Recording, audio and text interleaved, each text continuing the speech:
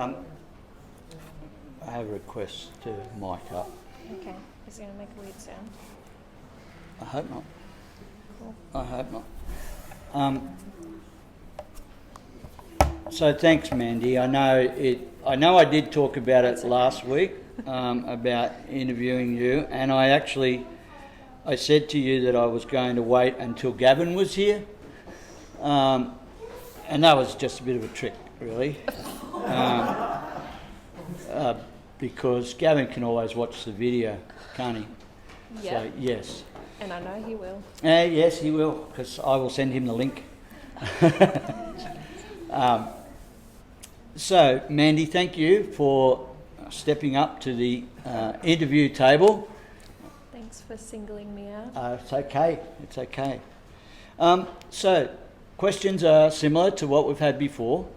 So, the first one is, what was your childhood like? And I can say that because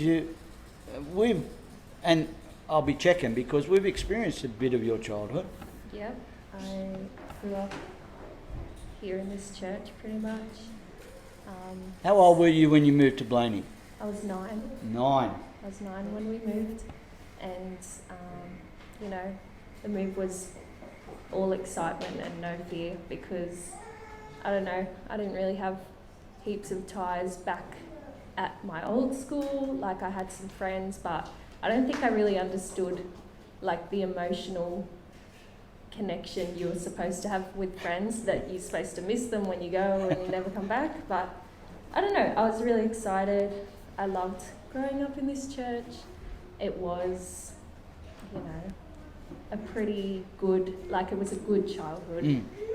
Growing up here, I'm sure you all have horrid, cringy memories of me when I was a kid that I don't want to hear about, and I just pretend that they're not there.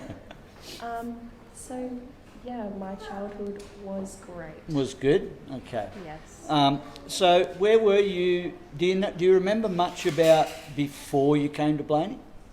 I do. I guess. That was Mount Annan, wasn't it? It was. Yeah. Honestly, there's pretty good, I love reminiscing about, the pool house. We call it the pool house. And a pool house? Yeah, it had a pool. Tell us more. Yep, it had a pool. Yeah. And that's where I learned how to swim. Okay. And that's where I got stung by a bee, and I don't know. I like, laughing with my family about, things back then. Yeah.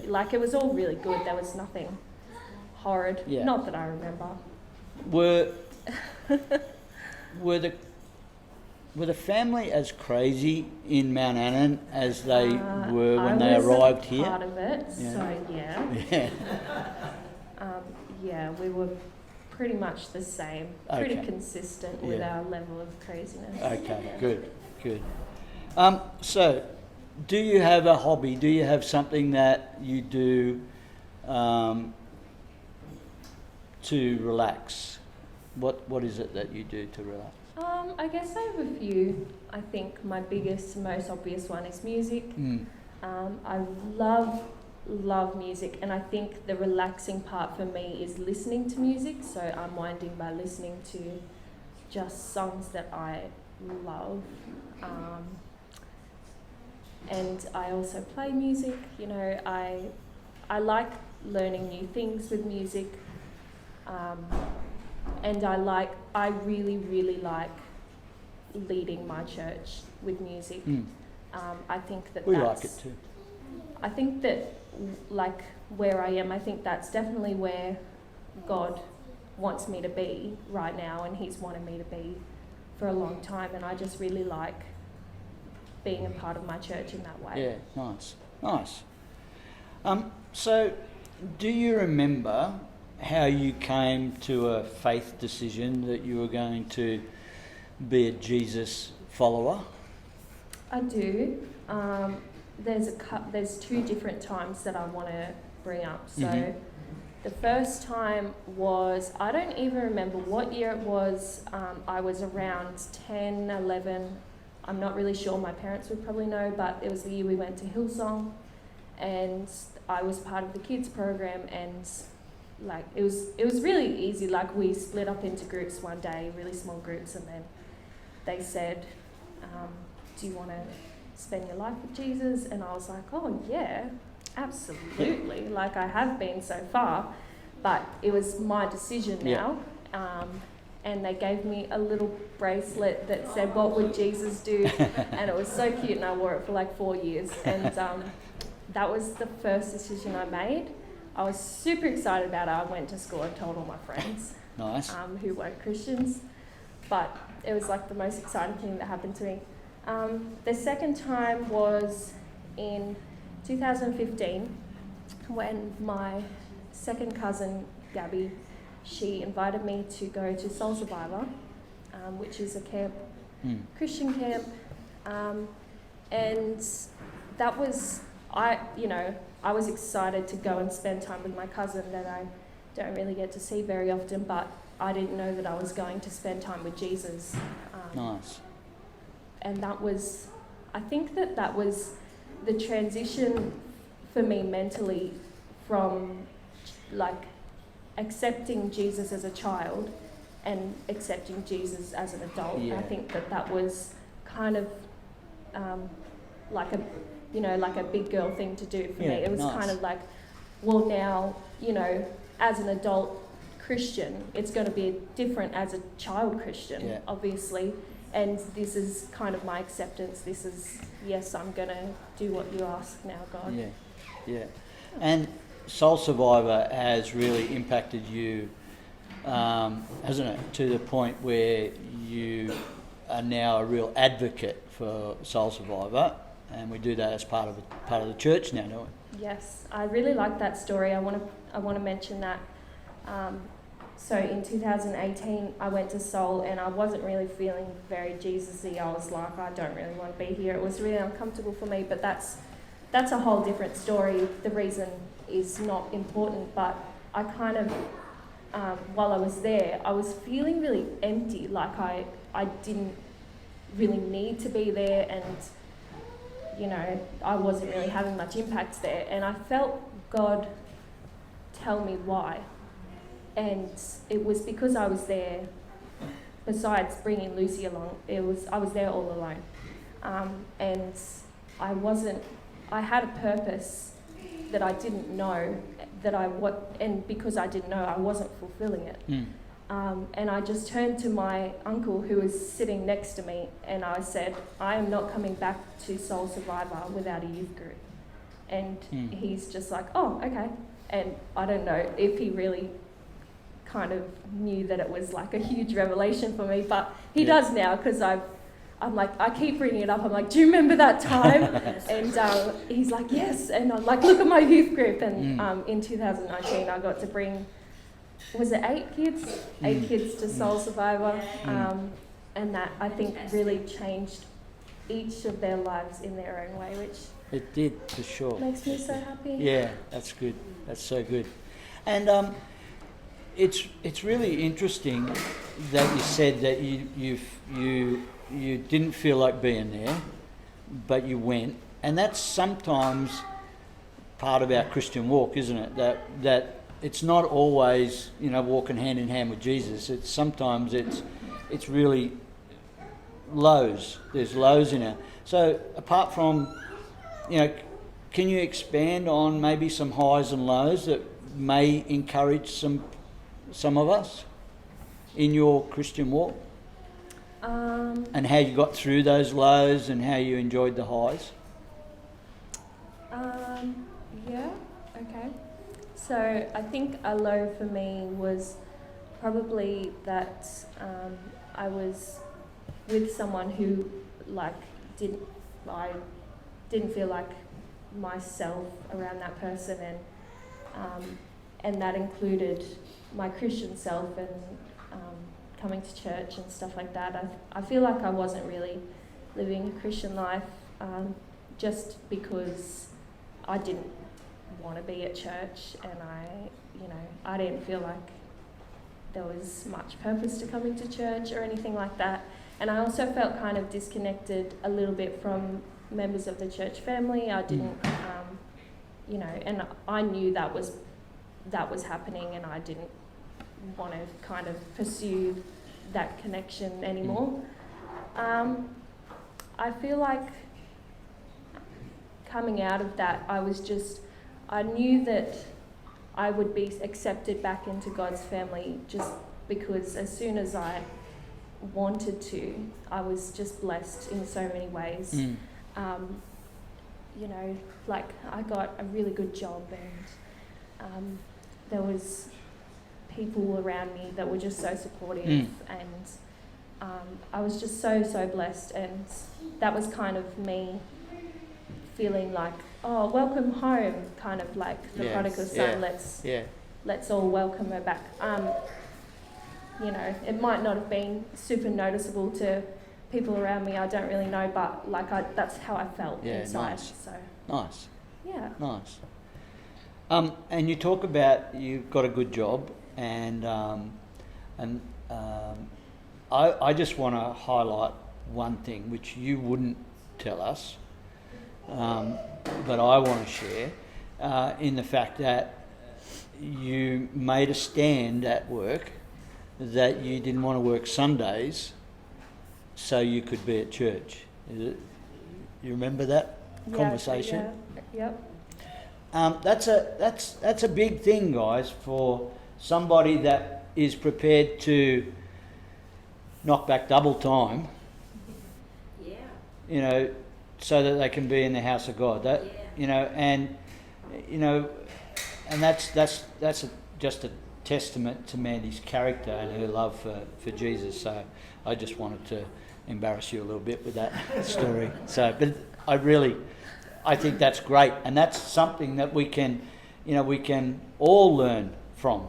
That sometimes we need to sacrifice something to be in God's house, because sometimes it's not what we get out of it, but what we bring to it. Yeah. And Mandy being able to do that means that she can lead us in worship, and that's a good thing. But we've all got something that we can bring. We might just be a kind word to someone else. So, what do you find the toughest thing living your life as a Christian? I want to say probably like telling others about God, because that was a big thing for me pretty much my whole life. I have so many memories of it sounds really silly, but like when I was younger, probably up until I was 15 or 16, I didn't really feel like hiding Christianity was an option. I was just like, this is who I am. And then, I just got teased and all these ridiculous things. And, I was like, this is silly. Like, come to youth group. It's great. And then I would have friends be like, oh, my mum is divorced. And I'm like, oh my gosh, divorce. That's that's shocking. And people actually do that. And I was a bit naive back then. Why wouldn't you want to come to church? That's absolutely ridiculous. I wasn't really aware that people grew up different to me, I guess. But I kind of learned through all of that maybe people don't want to hear about God. And maybe I look a bit ridiculous talking about it all the time. And so I kind of always just made the decision to just shut up about it and just not talk about it. And I think that's probably been the toughest thing, and the most consistent thing throughout my whole life is not wanting to share it with other people and being laughed at when I do. So I feel like I've gotten a lot better at that in probably the past year and a half, 2 years. Yeah. And I just notice times where I should say something and then I actually do, and I've never really done that before ever in my whole life, and it feels great when I do it, and then I come home and I'm like, Mum, guess what I did? I told someone at work to come to church, or something like that. Or like even just like you said, like telling my boss that I can't work on Sunday morning and Friday night. Like, I've got to tell them why, and things like that would have been really hard for me in the past. Like I would have said to my friends or something, oh, I can't come hang out with you Sunday morning because, you know, I have a thing with my family. That's probably what I would have said. But now I say, you know, I participate in running a local youth group and I can't work on Friday evening. Sorry about that. Yeah. And I don't feel any shame anymore in saying things like that, which, like, now that I look back, you know, I probably, if I had said the things where I knew I should have said them, it probably wouldn't have been as bad as I thought it would be. Yeah, that's it. So, yeah. And that's often the case, isn't it? We fear an outcome that may or may not happen, and that can stop us from saying what we need to say. But if we get that impression from the Holy Spirit, we need to be obedient to that. And often the case is, oh, well, that was easier than I thought, or that went better than I thought. So, excellent. So, what's your hope for the future? What does 5 years, 10 years? I don't know, Graham. Yes, you do. You must have some idea. Know. What would you like to do? What would you like? So many things, and I can't choose one. I honestly, I don't know about future things ever. I'm always so unsure, and I struggle to make decisions about my future that are going to impact me for more than 5 minutes, because I just, I doubt myself so many times, and I don't think it's all doubt, but you know, that's a lot of it. Realistically, in the future, I want to start studying again, and I want to, you know, go down a career path that might be pretty fun, but also I fully doubt myself. What would you like to study, do you think? So I've been thinking about 2 different things that I honestly can't choose between. I like the idea of PT, personal training, so fitness and all that stuff. Yep. That's one I've been kind of sitting on for a year. So that would probably be my go-to. I don't know. I'm pretty keen to get started, but also pretty scared. Okay. What is the other one? There was 2, you said? The other one I've only been sitting on for a few months, but it also seems really fun. I think I'd be really good at it, and that's occupational therapy. Oh, yeah. Yep. So just working one-on-one with clients. Okay. Therapeutic stuff to rehabilitate and rebuild. Yep. Make them really independent. Nice.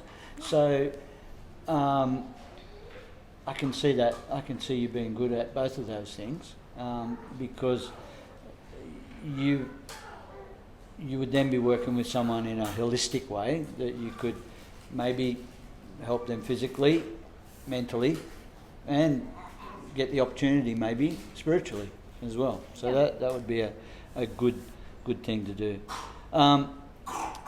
Marriage down the track? Yeah, probably. Yeah, probably. Okay. Children? Yes, I want 4 kids. 4? Yep. You're specific there? Yep. So 4 children? Yep. Any less than that is boring. Okay, any less than 4 is boring. And gender, doesn't matter? I don't care. Don't care, as long as there's 4. As long as there's 4 of them. Yep. Okay. And I want a house with a blue front door. See, and you said to me when I asked you about the future, you said, I don't care. And now you've got... I didn't think you wanted to hear about a blue front door. You've got marriage, 4 children, a house with a blue front door. That's fairly specific, Mandy, by the way, just in case. Yep. So you've got something to aim at, something to work towards with that. So Yep. that's great. And so Christmas presents, if you want to get Mandy something for Christmas, get her a tin of blue paint so that she can store that away for when she gets her house. She can paint her door blue. Yep. So if we could, firstly, your life right now, out of 10, 10 being absolutely awesome and 1 being pretty ordinary, where would you sit, do you think? Probably smack in the middle at 5. Really? Yeah. Oh. Yes. So when I ask this question, I usually want to know why, because I use this a lot at school when I'm talking to some of the kids, but I want to know why, what is bringing it down from a 10 to a 5? And is there something that we can pray for that would maybe lift it up toward the 10? At the moment, I'm a bit unsure about my job and where I'll be next year. Okay. Just because, the starting of something new is totally scary, and Yep. I really want to do it, but I've been holding back to start it. So I think that's one aspect of it. Another one would be my health. So I've got a lot of appointments and doctor's visits and dentist stuff coming up. Mm-hmm. And not so much I'm scared for my health, but I'm scared for how much it costs. Okay. So I think it came at a terrible time because we're coming up to Christmas, and I've been Christmas. I just love splurging and buying so many expensive things for other people, and I never really thought about how irresponsible that is until I had to start paying bills. So that's the 2 things I think that's brought it. That's brought it back. 5, Okay, so we can pray for all of these visits and finance and that sort of thing, and maybe wisdom for a decision with your employment. Okay. And courage, yeah. And courage to make that to step. make that step. Yeah, I think you've already got the courage. Yeah. Yeah, I think you've already got the courage. You just need to drag that out of yourself. So it's already in there. I know, because someone who stands up the front and leads worship is fairly courageous. All those words are written for to me. I I understand that, but I know you've done it here, and I've seen you do it in other churches as well with bigger congregations or a lot more people, and so I know that courage is something that you do not lack. And you'll be great in whatever you do. So, church, when you're praying, add it to your prayer list. Pray for Mandy. Thanks, Mandy, for the interview. Sorry for putting you on the spot, but give her a hand. Thanks, guys. Thanks, Mandy.